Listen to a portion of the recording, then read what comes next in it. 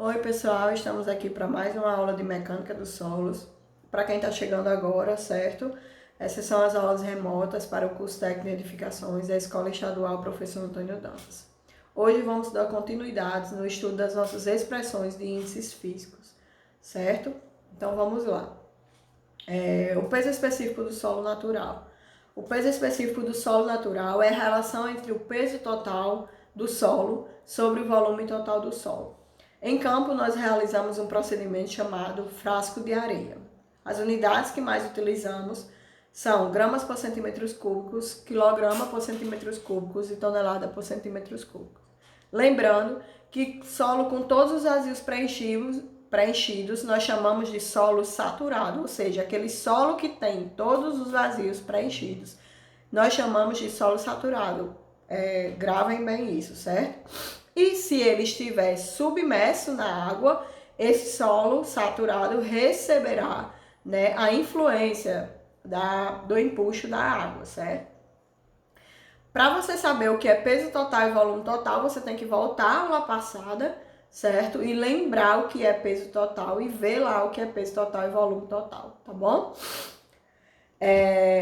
O outro é o peso específico aparente do solo, que é a relação do peso dos sólidos sobre o volume total, certo, pessoal? Então, mesma unidades, gramas, quilogramas e gramas por centímetros cúbicos, quilogramas por decímetro cúbico e tonelada por metro cúbico, tá bom? Já o peso específico real ou das partículas sólidas é a relação entre o peso dos sólidos sobre o volume dos sólidos.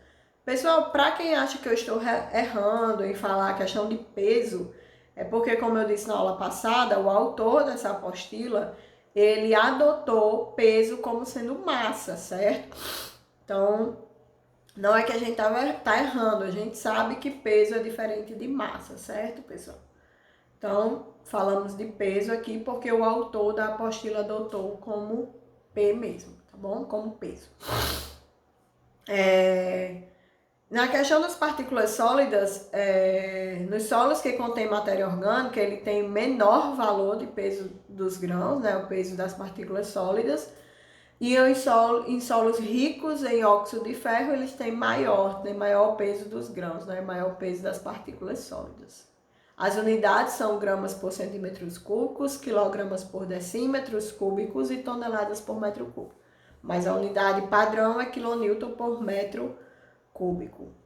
Já o peso específico da água, pessoal, sempre para sempre nós utilizamos ele sendo como 1 grama por decímetro cúbico, ou 1 grama por centímetro cúbico, ou 1 quilograma por decímetro cúbico, 1 tonelada ou 10 kN por metro cúbico. Mas é a relação do peso da água sobre o volume da água. Lembrando que você já tem esse resultado que é 1 grama por centímetro cúbico, certo?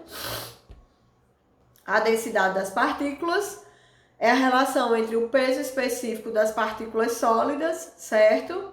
Que é γg, e o peso específico da água, que é 1, ou seja, a densidade das partículas sólidas é igual ao γg, que é igual ao peso específico das partículas sólidas. Então, descobriu o peso específico das partículas sólidas, você já tem a densidade das partículas sólidas.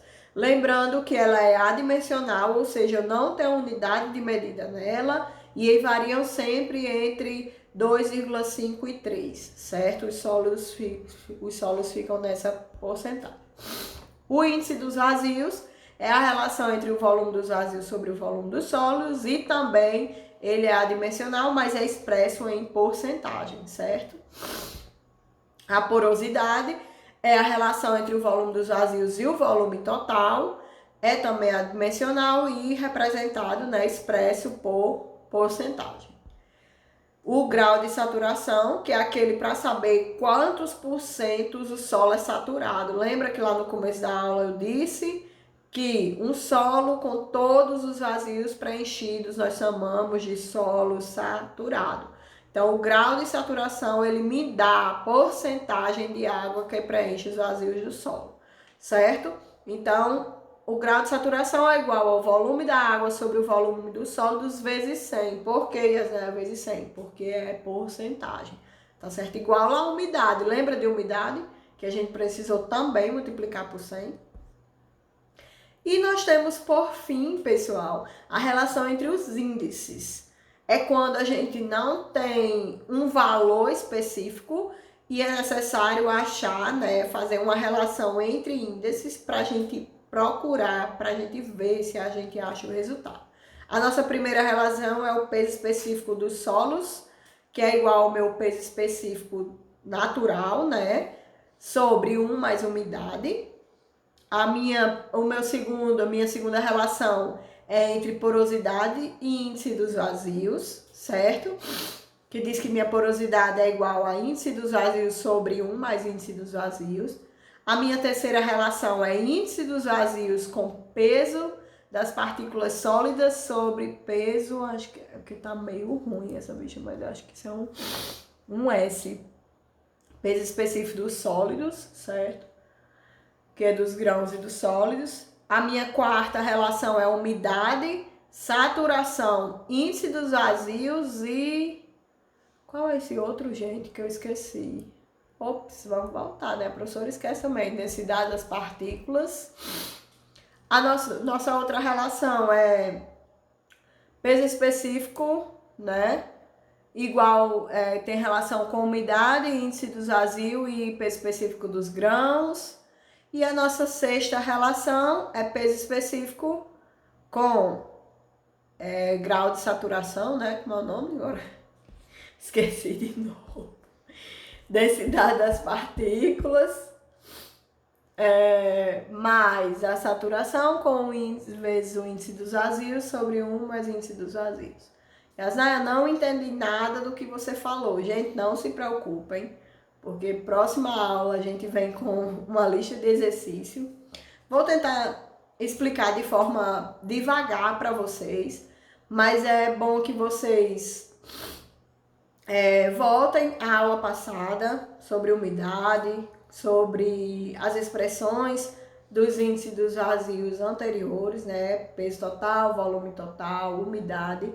E estudem sobre essas expressões também, sobre esses índices, certo?